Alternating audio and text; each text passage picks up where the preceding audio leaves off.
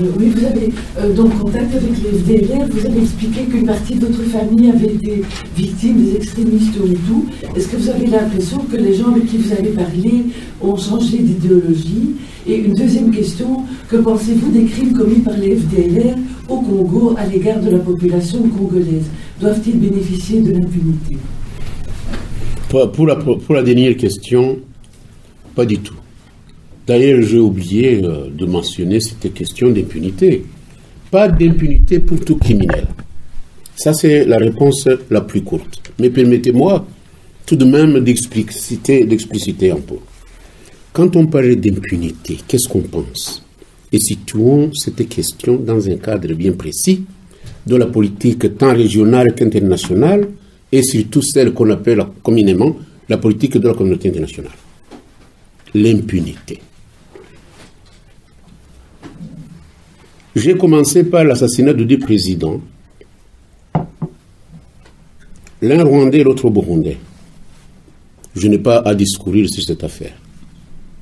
Nous tous qui sommes ici, nous ne sommes pas des juges, mais nous savons qui sont les auteurs de cet assassinat. Quelle impunité!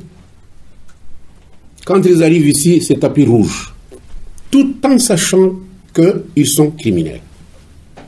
Impunité. Nous avons parlé de Kibero. Impunité comparée à ce qui s'est passé à Srebrenica en 1995. Là, il s'agit d'un génocide. Chez nous, chez les sauvages, ce n'est pas un génocide. Troisièmement, sont les massacres commis au Congo, qualifiés aujourd'hui de génocide s'il y avait un tribunal pour le certifier. Impunité. Et l'armée qui a commis ces crimes, aujourd'hui, sur la scène internationale, apparaît comme étant la meilleure, jusqu'au moment où c'est parmi ces criminels qu'on choisit ceux qui vont intervenir dans d'autres pays pour y établir la paix. Vous pouvez vous rendre compte de ça? Quelle impunité! La dimension de l'impunité, je ne peux pas la définir. En tout cas, les Hutus qui ont commis des crimes au Congo doivent être punis. Sauf si la communauté internationale, évidemment, veut établir une impunité et leur donner l'avantage que mérite le président rwandais et son armée, compte tenu des crimes de guerre commis. Et aujourd'hui, nous ne sommes pas poursuivis. Ce n'est pas de l'émotion, mais c'est quand même, je me pose beaucoup de questions. Le tribunal international d'Arusha a été forcé, parce que nous, moi j'étais au gouvernement. L'homme qui dirigeait, l'homme fort, ne voulait pas de ce tribunal. Vous savez de qui je parle. Ce n'est pas Bizimungu en tout cas. Il disait non, pas qu'il y ait de tribunal. Il pouvait faire sa justice, lui. Finalement, Madame Albright, c'est l'ancienne ministre des Affaires étrangères américaine, a exigé que le tribunal soit. Le tribunal a été. Pouvez-vous me dire, vous qui êtes ici, que si le cadre établi était du 1er janvier 1994 jusqu'au 31 décembre, ceux qui ont commis des crimes pendant cette période-là devraient être arrêtés. Pouviez-vous me donner un seul exemple où un Tutsi a été jugé devant ce tribunal? Franchement, pouvez-vous me dire que pendant toute cette période, aucun Tutsi n'a commis aucun crime? Quand même. C'est du sérieux ça. Quand on parle du Rwanda, moi, franchement. Donc, c'est tout ce que j'avais à dire sur l'impunité. Changer la mentalité, c'est-à-dire que ces gens-là, je pense qu'ils ont changé de mentalité. Je pense. Sinon, si les gens nous disent aujourd'hui, nous déposons les armes et nous voudrions que nous ayons des entretiens avec le pouvoir pour que les conditions que nous réclamons quand même, c'est leur droit aussi, puissent être acceptées par le régime en place. Donc ils ont changé de mentalité. Et puis sur cette question en deuxième lieu, je ne défie pas, mais je demande à la communauté internationale de nous montrer qui est génocidaire et qui ne l'est pas dans ces histoires de réfugiés qui sont au Congo. Mais globalisé là, nous ne sommes pas d'accord. Nous le situerons jusque peut-être à notre dernier soupir si on continue de créer l'amalgame. Il faut que ceux qui ont commis des crimes soient désignés ou appréhendés, sanctionnés ou alors arrêtés et être introduit devant les tribunaux. Sinon, là, c'est le cafouillage. Il y a toujours des génocidaires globalement. Kagame envoie son armée. Il vient de vous parler de... C'est quoi ça? Kimia 1? C'est Kimia, c'est quoi ça? Kimia 1, Kimia 2. Kimia 2, puis il y a eu encore autre chose de 3, je ne sais pas. Hein? Amani des histoires. Alors, permettez-moi, on est faible, nous n'avons pas de force. Vous représentez le 4e, c'est quoi ça? Le 4e pouvoir. Et vous ne vous imaginez pas la force que vous avez. Si vous pouviez tout simplement dire à M. Kobla, Martin Kobla,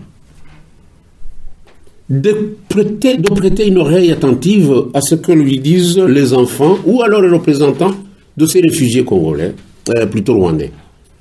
De ne pas tellement créer cet esprit de nous vous chassons. Et moi, je n'accepte pas qu'on prenne les Rwandais comme des moutons, les conduire à la frontière rwando-congolaise et les expédier à Kigali ou au régime rwandais. Je n'accepterai franchement pas. Je ne peux pas accepter cela. Nous ne sommes pas des esclaves. Nous savons que ceux qui ont quitté en 96 ou en 96, certains ont été massacrés dans les villages. Cette histoire-là ne pourra pas se reproduire. La communauté internationale doit s'engager et protéger quiconque se trouve encore dans les forêts congolaises. Je vous dis. Donc, changement de mentalité, ou plutôt d'idéologie, je pense que ça a changé. Je parle trop. Mais ça me permet de vous dire ce que les gens disent, les extrémistes et Tutsis, parce qu'il y en a souvent, on oublie. Oui, les Tutsis, les Hutus, ils sont nés avec des gènes d'Otiwé. Même ceux qui étaient dans le... C'est quoi ça? Dans leur mère, ils sont nés avec des sentiments de génocidaires, quand même. Hein. Moi, je vous dis, hein, j'achève mes 69 ans le 14 août de cette année. Je n'ai jamais vu quelque chose de semblable aujourd'hui. Un racisme entre les Africains eux-mêmes, c'est terrible. Entre les Africains eux-mêmes. Et ceci, évidemment, permettez-moi de le dire, à cause de notre histoire. Avant l'arrivée des Européens, tout ce monde était nu, sauf des caches-sexes. Les Hutus comme les Tutsis. Certains courant derrière des vaches qui ont des petites cornes, évidemment ça c'était des Hutus, et qui cultivaient, labouraient la terre. Les autres avec des grandes cornes là, et qui étaient à la cour du roi, ce sont des Tutsis. Dernièrement, j'ai dit, les pauvres Hutus et les pauvres Tutsis pouvaient se marier entre eux. Et ce matin, j'ai découvert que j'ai un petit-neveu qui est marié à un prince. Nous le montons. L'arbre généalogique, nous arrivons chez Yuhi Gahindiro. Mais ce garçon est venu se marier avec ma petite nièce. Qu'est-ce que vous voulez? Et vous parlez des Hutus et des Tutsis. Et j'ai vu des Tutsis naître après le génocide. Ils se sont transformés comme ça. Hein. Ils sont devenus Tutsis. Des gens qu'on connaissait être des nôtres se sont transformés. Donc, pour vous dire, les Hutus ne naissent pas avec leur gène de tuer. Et quand on parle de la violence n'a commencé que peut-être à la cour du roi. Apprenez quand même l'histoire. C'est quoi ça l'histoire des Abégas, la tribu ou le clan de Kagame? Vous connaissez M. Kabare, qui est l'ancêtre de Kagame? Il va à la cour, chez les Banigigna, il décime tout le monde. C'est son ancêtre. Lisez, c'est quoi ça le livre de Delmas? Vous allez trouver toute l'arbre généalogique. C'est là où je trouve, dis-moi, les véritables Tutsis et ceux qui ne le sont pas. Le roi Rutarinois, qui était Mibo Amouekat, je pense, il est mort avec toute sa famille. Et la violence commence par là. Chez nous, au Rwanda, quand on parle de génocide, on commence par le génocide qui a eu lieu au 19e siècle, fin du 19e siècle. Donc, la mentalité a changé, à mon avis, parce qu'on dépose les armes. Et puis, la première question, je pense que j'ai répondu. Vous me permettez de dire un mot sur la question d'Abraham Brachman, surtout sur la deuxième, parce que c'est une question... j'ai discuté avec un responsable politique récemment qui me disait avoir posé une question au régime rwandais en leur demandant, mais ça fait des années, vous avez essayé de vous avez attaqué les FDLR en collaboration avec l'armée congolaise pendant des années. Logiquement, selon les informations que nous avons, ils ont été vraiment affaiblis, carrément, je dirais, neutralisés. Pourquoi est-ce que vous refusez de les accueillir? Pourquoi est-ce que vous refusez la solution que propose notamment le président tanzanien? Parce qu'ils ne sont vraiment plus une menace militaire pour le Rwanda, du mode des renseignements qui étaient disponibles. Et alors, il dit, les responsables rwandais ont répondu que le problème n'était pas vraiment la menace militaire, le régime de renseignement, il dit c'était l'idéologie, il disait. L'idéologie génocidaire, il disait. Et tant qu'ils ont cette idéologie, on ne peut pas discuter avec eux. Mais le problème, justement, c'est cette notion d'idéologie qu'il brandit, parce que dans sa tête, le génocide est venu d'une idéologie génocidaire qui court encore aujourd'hui. Il oublie quand même que le génocide, pour qu'il commence, il y a eu l'assassinat des chefs d'État. Il oublie qu'il y a eu la guerre qui a commencé, qui a amené des frustrations. Les massacres que l'armée du FPR a fait dans les régions où ils ont commencé, c'est des crimes aussi qui peuvent être qualifiés de génocide, même si ça n'a pas été fait. Donc, l'idéologie génocidaire, ce qu'ils ont fait après avoir eu le pouvoir, les massacres qu'ils ont fait systématiquement dans la plupart des régions, chez les survivants, ceux qu'ils ont retrouvés sur place, qui n'avaient pas fui, parce que la majorité des gens avaient fui le pays, mais ceux qu'ils ont retrouvés sur place, ils ont quand même fait aussi des massacres systématiques. Est-ce que c'est une idéologie génocidaire? Eux aussi. Ils appellent ça de la vengeance. Il y a encore un chanteur qui a chanté récemment qu'il fallait penser aussi à ceux qui ont été victimes de la vengeance, et ça hérissait le poids de Kagame.